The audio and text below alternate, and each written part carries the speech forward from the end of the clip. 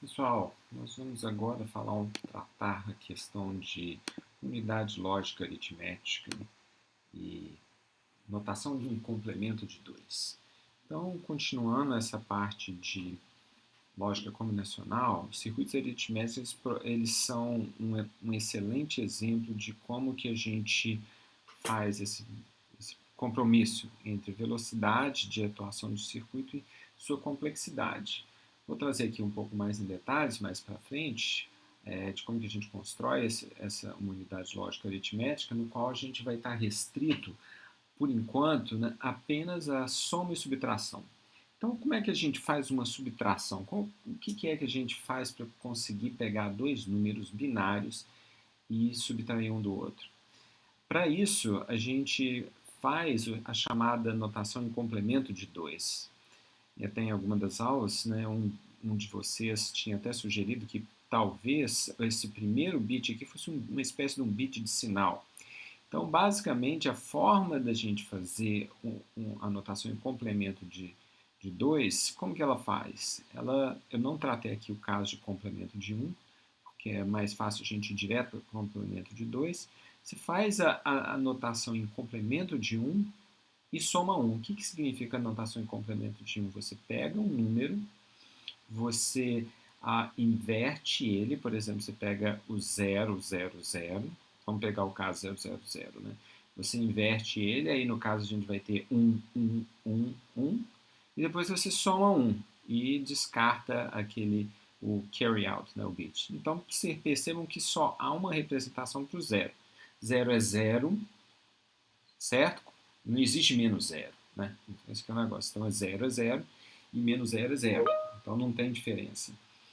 Ah, o outro ponto que é importante é que, com relação à notação em complemento de 1, é que nós vamos ter um número negativo a mais do que números positivos. Em outras palavras, a gente consegue ir de menos 8 até mais 7, ou seja, tem um número negativo a mais.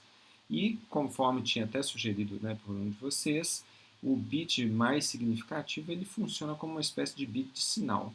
Então, nesse caso aqui, o caso do 4 e do menos 4, ele é mais fácil da gente enxergar isso. Né? Percebam como ele é simples da gente verificar. Né? Vocês vejam que aqui a gente tem 4, né? E aqui nesse caso o negativo é representado por esse bit 1. Mas para as outras situações ele é um pouquinho mais complicado, né? Assim, da gente enxergar de imediato, né? Então, como é que a gente faz isso? Então, vamos, por exemplo, continuando. Né? Então, se n é um número positivo, então o negativo de n e seu complemento de 2, que é o n estrela, será n estrela vai ser igual a 2nzinho, certo? Menos n. Então, como que a gente faz essa conta aqui? Então, por exemplo, onde n é o maior número que a gente consegue representar, né? É a potência do maior número que a gente consegue representar. Por exemplo, vamos fazer a representação em complemento de 2 do número 7. Então, nzinho aqui, vocês vejam que é quem? É 4, né?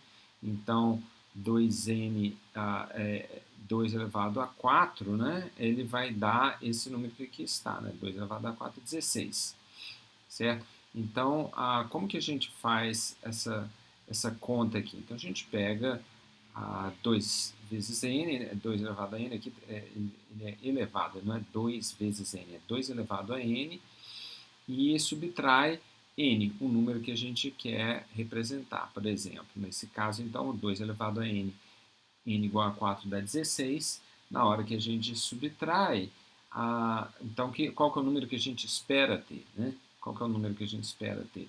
Observem que aqui, essa aqui, como que a gente fez essa conta aqui?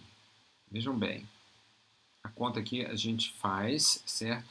De forma que a gente obtém esse 1001, certo? A forma que, então, 1001, né? 1001 é a representação do menos 7. E como que a gente faz agora a representação em complemento do menos 7? Então, vejam bem, o que eu estou querendo aqui? Como é que eu vou representar o número 7 em complemento de 2, e aí ou seja, a representação dele do número 7 em complemento de 2 é o menos 7. E como que eu represento o menos 7 em complemento de 2? Ou seja, eu pego este número que aqui está, e agora o que eu vou fazer? Eu vou representar ele em complemento de 2, e aí ele deverá ser naturalmente igual a 7. Essa é a expressão que a gente utiliza, tá? Que é o n, que seja em complemento de 2, será 2 elevado a n é o número de bits, né? Por exemplo, se a gente tiver 4 bits, nesse caso será 2 elevado a 4 menos n, o número que a gente quer encontrar o complemento de 2. Essa é a expressão.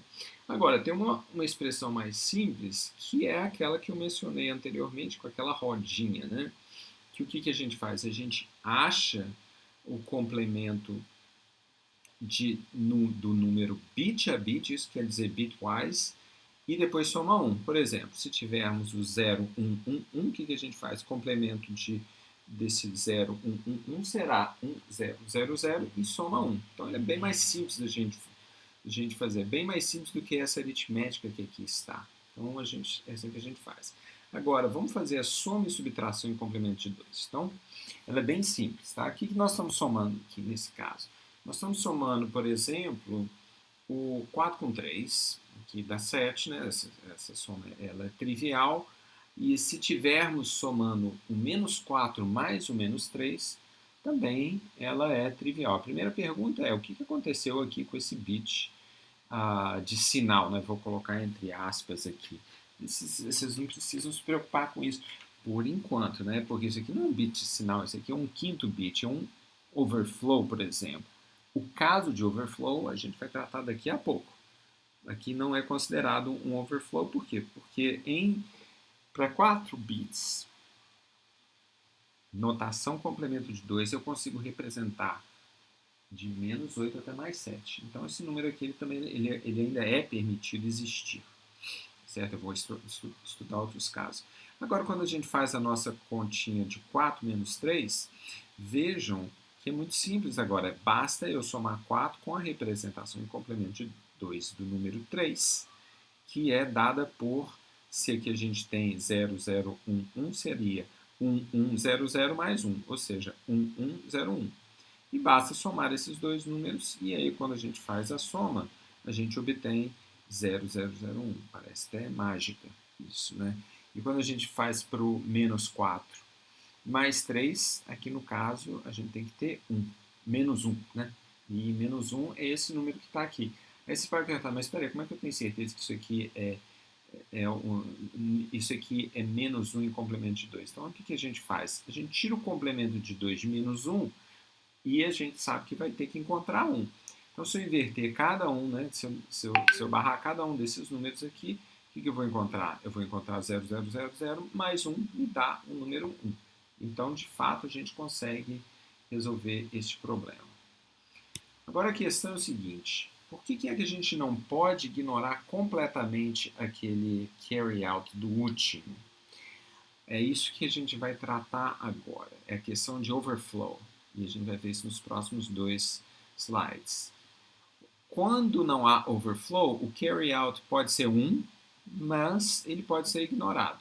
Por exemplo, menos n mais n quando n é maior do que m. Então, que caso que seria esse? Esse aqui é aquele exemplo, né? Onde ele vai, por exemplo, se eu tenho a soma seria o m estrela, né?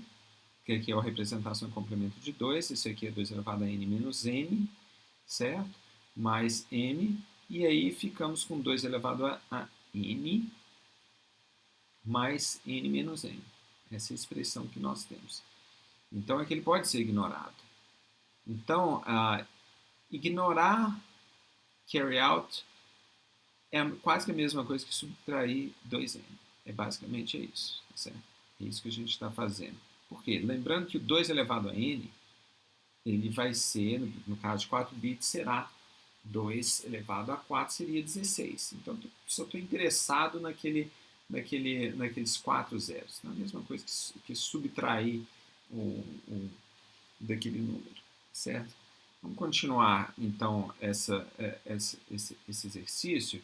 para a gente olhar na condição da rodinha, né? Aquela rodinha que ela ajuda muito, a gente vai identificar uma regrinha fácil para poder identificar quando que há a questão de overflow.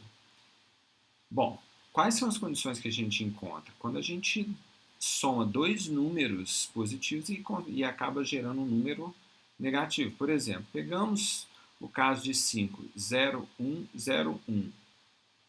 Vamos somar 0, 1, 0, 1 com 0, 0, 1, 1. Então, o que nós vamos obter?